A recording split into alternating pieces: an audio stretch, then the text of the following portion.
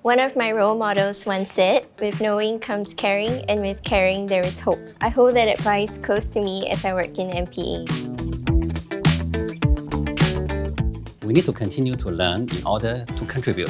I appreciate MP's openness to innovation at all levels. I wouldn't be here as a master mariner if it wasn't for MPA, and I see myself helping to develop the very industry that has nurtured me.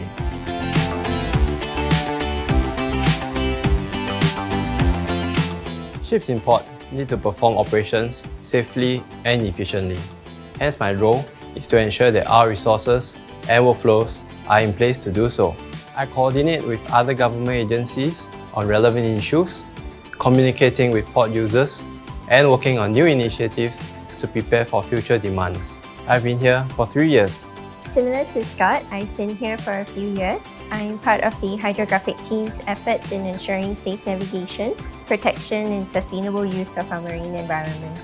I've been with the MP for over 23 years. I'm part of the team in charge of physical port planning. There were two main challenges. The first was how can we effectively manage the mass of information and hydrographic marine coastal data that were collected on our dynamic sea space over the decades. Second, how can we use that data and cast the net wider to other users to better serve our nation's and maritime sector's needs. When I joined, our team was in the initial stages of addressing these challenges by bringing hydrographic data to the next level. It was through collaboration with 11 government agencies and institutes of higher learnings and technical knowledge gained from international and regional working groups such as those of the International Hydrographic Organization and East Asia Hydrographic Commission that we developed Geospace-C to provide wider access to integrated marine data and drove transformation for processes and applications. When I joined MPA after my sailing career, I was with the Vessel Traffic Management Department. I was astounded by the huge number of ships arriving, departing Singapore. Given the huge traffic flow, digitalization is the way forward to keep ships safe in port.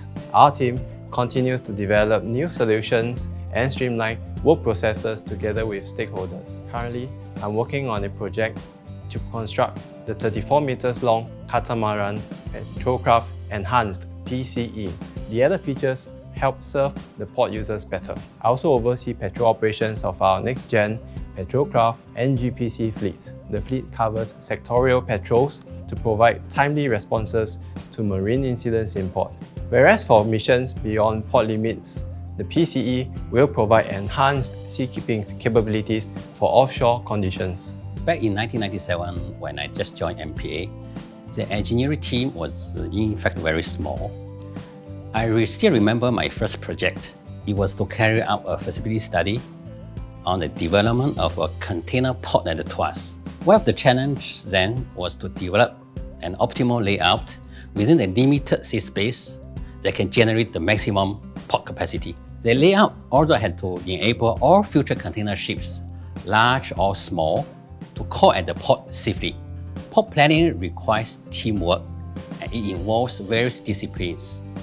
And not just engineering, but also marine traffic, policy, and other disciplines. It was tough, but we overcome the challenges as a team. I'm very happy that the final master plan for Tuas Port in early 2010s. Now, the Tuas Port is under development and the operation will begin this year. MPA was and continues to be instrumental in engaging the industry and providing opportunities such as scholarships, funding, and collaboration prospects. Take me for example, I was awarded the Tripartite Maritime Scholarship Scheme, TMSS, and I started my maritime career as a seafarer at 17 years old. I think the sea of opportunities is one of the biggest factors that accelerate growth and talent development, especially as the industry becomes increasingly high-tech and green. Much like how we transitioned from paper charts to electronic navigational charts about 25 years ago, today we are embarking on a new suite of S100 hydrographic standards and taking our hydrographic and marine spatial data into new horizons with Geospace-C. It is an exciting time to be maritime. Through these 25 years, I've seen Singapore port change significantly. our container port capacity is much larger. The ship arrival has increased and the safety of the port has also been improved. There's much less incident. All this would not be possible without MPA as a key driver. I hope we continue to strive to achieve our mission statement as a premier global hub port and international maritime center.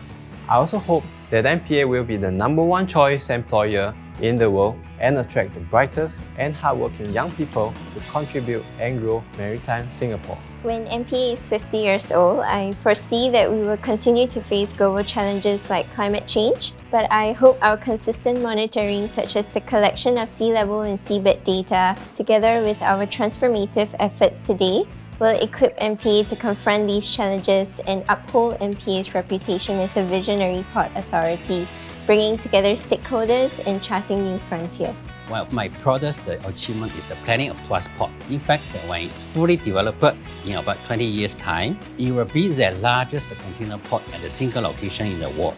I hope that through MP's effort, Tuas Port will continue striving as an efficient, safe, and green port.